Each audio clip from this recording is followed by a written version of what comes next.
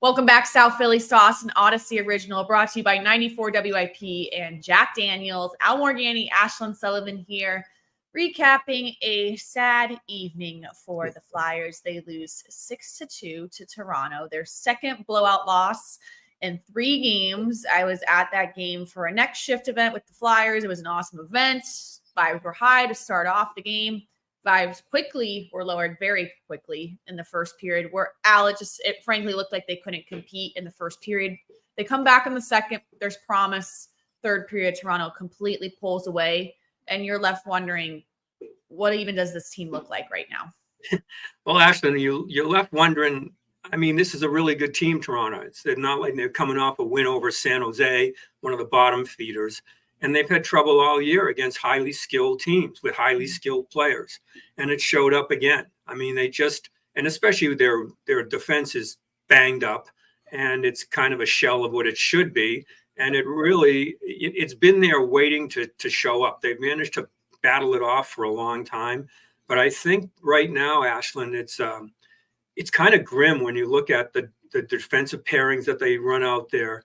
The fact that they're missing some physical players, the fact that veterans like Couturier and Atkinson, Atkinson's not even in the lineup, and Coots isn't keeping up, and to his expectations. So it's a bad bunch of ingredients going in, and yeah, it got ugly. But I don't think it was unexpected in the difference in the two teams on the scoreboard, but I don't think unexpected in terms of, can you match that any team with that kind of raw talent? Right. And now it leads to our level of concern of what is going on here. And because you really look at these past 3 games, and yes, I know we're talking about a win over San Jose, but it's San Jose. And when we were talking about that game, it should have been where you really beat this team, and you didn't. It was way too close for comfort. And after that San Jose win, I was concerned thinking if they play anything like this, these next 5 games, they're going to lose all 5. And so far they've lost the first one. My biggest level of concern, I'm going to give it a 7. And Al, I think it's what we just talked about. That defensive pairing, the defensive corpse, basically what it is.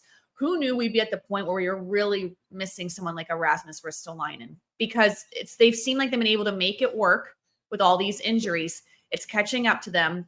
And Bradshaw said it last night that this defensive core should be good enough to succeed, but he has to say that. What else is he going to say? And I don't think those guys are coming back anytime soon. And it's a great level of concern when you're playing these firepower offensive teams. Yeah, you're a 7. I'm a 9, and I'm only not a 10 because Jersey got blown out by Buffalo. The Islanders got blown out by Buffalo, and it's like it's kind of a weird. The race to the playoffs looks like 3 teams in reverse trying to get there. Tortoise. Yeah.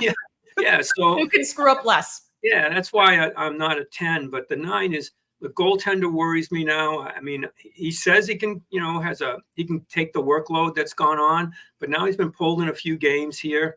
And if he kept him in so many, Ersson, if he drops any sort of level, it's a problem for the Flyers, because he would keep them in games with saves early in games. He'd keep them in with them. And if that's not happening, I don't know that they have the firepower to catch up. So that's one of the huge reasons that I'm kind of worried about this, going in against, as you mentioned it, just a crazy lineup of teams that they're facing here. And that defense, I mean, when you've got Stahl, and now they bring in a big defenseman, Johnson, but he's not, I don't know if they're quick enough to push the play. It's just like it's like a hang on kind of a situation when that happens. And you really have to be disciplined in it.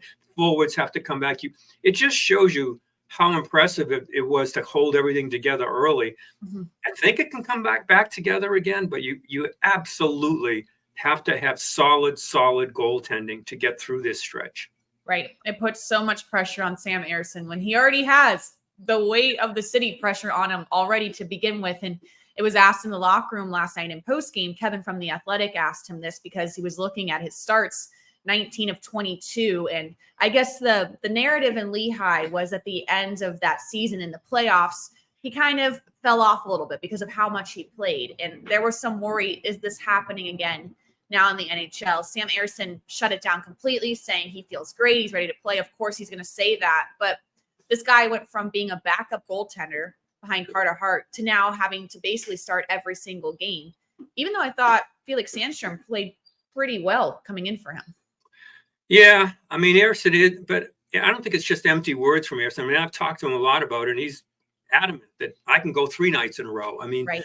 But I do think that even getting the questions is a problem, because now when you sense there's some doubt about my game and you wonder if it isn't going on with players in front of you, that's really tough to get over with. I mean, their backup situation, man, I wouldn't be shocked if they sign their Russian. They bring they bring over their Russian goaltender Kolosov. I don't even know, if it gets that bad, is there a chance? I doubt it. But I mean, they really have to look at that. Sandstrom's game, it's tough to tell with the defense in front of him. And that's a problem, because if you're a team that's dependent on goaltending, it shouldn't, even if that happens, you have to make monster saves to keep your team in it. And then your big guns, and they don't have that many big guns, have to get going. It's no matter how we spin this, it's not pretty on what goes on. And I guess the best you can hope for is we kind of limp into the playoffs. Right. And that basically is what any of these teams at third spot in the Metro is going to be. It's going to be limping in, because the only good news for the Flyers, like you said, the Islanders lost, the Red Wings lost again, 7-game losing streak for the Red Wings for that final wild card spot. So say the Islanders do eventually jump the Flyers then are still gunning for that last wild card spot. And that's not out of the possibility if these Red Wings can't get it together. But I think when we look at all of this, and we were talking to the players in the locker room Thursday night, no one could really put their finger on why the play has dipped. And to me, it's what it's looked like all season long. What we were kind of worried about all season long is, you look at this roster, there's not a lot of stars, but they out-efforted teams.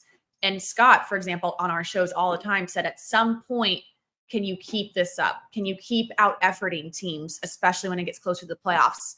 And you heard Scott Lawton last night just say it wasn't good enough, no answers on why this play has slipped, but they have to look themselves in the mirror. And I thought Brad Shaw, his quote about, we have a lot of guys that need to learn you can lose the game in the first 10 minutes. Learn what type of effort is expected from you to succeed at this time of year. So Brad Shaw, the only thing he could put on was the effort, because what else do you put it on at this point? Well, I'll put it on the fact that their defense isn't good enough. And and that's not coaching. That's just where they are. And I mentioned it real early in the year. I remember saying this is like a truck using 4-wheel drive all the time. Eventually the engine burns out. And that's sort of what I look at this team. And, when you've got a team where Atkinson isn't even basically playing, and so much is counted on him with energy, and, you can go look so long at the kid, a younger player to come up. Forster, Tippett scores a goal, but those veterans are so important. That's why when you talk to Sean Couturier, it's like, talk to him in the locker room. He's upset at where he is, and bounced up back and forth in the lineup. Same with Lawton, but I think that's starting to show up now. The fact that they've been leaned on so much, and John Tortorella told us all along, when you get to March, those other teams, there's another gear that we haven't seen yet. And now the Flyers are seeing that other gear on the other side. Big time. And they can't shift the gear. It's like they're at the highest gear possible right now. Now you look forward. Scott Lawton, credit to him for honesty. He said we have to squeak out a disgusting win in Boston this weekend. I mean, they are expecting a dogfight. It hopefully is a great game against the Boston Bruins on Saturday. JVR is going to be recognized for his 1,000th game. So what a credit to him. A great player, a great guy. But I like how they're going and expecting a dogfight, because that's what it's going to be. Yeah, JVR, I mean, I'm sure they'll do something for him because he was the Flyers for so long, that they'll do something for him to recognize the 1,000 games. He's been a good part of the league. He and his brother for a TVR down there in Washington for a while. But the Flyers, this is the Boston team when, Pasta can kill them. Pasternak. I mean, they have so many guys. Marchand can kill them. So they have to have an absolute A-level game from their goaltender to even have a sniff at this game. But we see it time and again, teams that on the top, they take a day off or an afternoon off, and you've got a chance at it. It's Irish weekend up there in Boston, St. Patty's Day. So maybe the Bruins celebrate too much and the Flyers get out of there. Maybe they go out tonight. Perfect. Yeah. and they're feeling it on Saturday. And it's not even like you can't even take a deep breath for Saturday because the Flyers then going to see these two teams all over again, Toronto and Boston, with Carolina mixed in after this Boston game on Saturday. So it's brutal. I mean, this is murderer's row. Well, yeah. 5 games. And you want to get that win in Boston. And this sounds stupid, but Sunday's a carnival, and it would really help to have all the fans come in after beating Boston instead of having the vibes low with a loss in Boston going into Carnival. Yeah.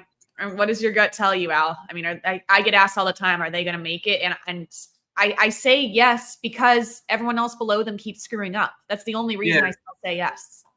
I keep thinking they're going to be in it until the last week. I have a level of concern of 9, but if I was on those other teams, I'd have a level of concern of 10. So I'll take the Flyers' chances with those teams going in reverse quicker than the Flyers are. Right. So moral of the story, we'll see what happens. We don't have the answers, but a confusing week for the Flyers and hoping to get back on track this weekend. That is South Philly Sauce, an Audacy original brought to you by 94 WIP and Jack Daniels. We'll recap these games early next week. Have a great weekend and we'll see what happens. Happy St. Patty's Day.